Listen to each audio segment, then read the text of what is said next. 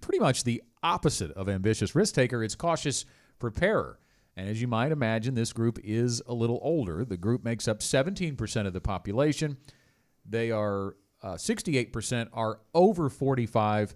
20% are between ages 65 and 75. Many have prepared for the worst and stuck with what they believe are tried and true investment strategies. Though cautious preparers have knowledge about retirement planning, they still have questions. They do their own research, but they do tend to rely, I think, more on experts. Some have even calculated their retirement income needs. 27% are already retired. That's the highest percentage among the 5 savers. First thing I think about when you think about cautious preparer as it relates to age, they likely have seen a lot. You think about the recency bias. We talked about the risk takers. If they're younger, they've pretty much seen this market go one way.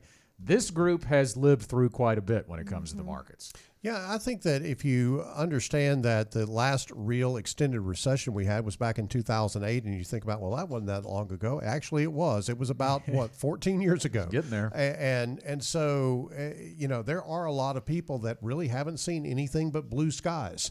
And all of a sudden, when there's some storm clouds coming, they go, well, I'll get around that until you can't. Mm-hmm. And so you've got to be, to some extent, a cautious preparer.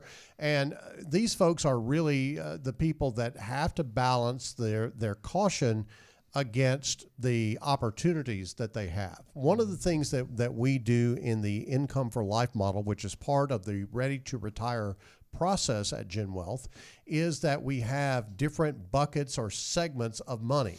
Some of that money is going to be invested very, very conservatively because you're going to need that money in the near term.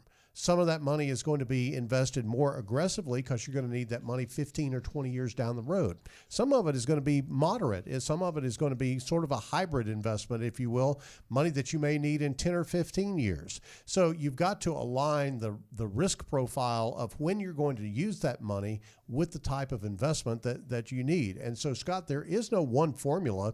You can't just say, well, I'm conservative or I'm aggressive, because neither one of those work in retirement income planning. Well, let's go back to the risk taking. You will still be taking on risk even if you are a cautious preparer, right? Or I said that wrong. No, cautious preparer is right. Yeah. So if you're very cautious and you don't want to take risk in the market, what other type of risk might you be taking on?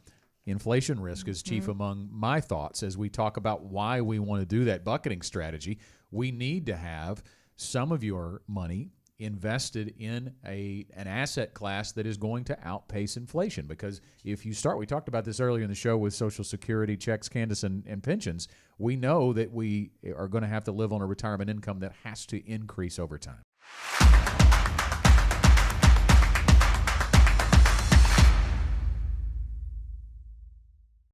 Want more content like this delivered to your inbox weekly? Visit fastest4.com to learn more.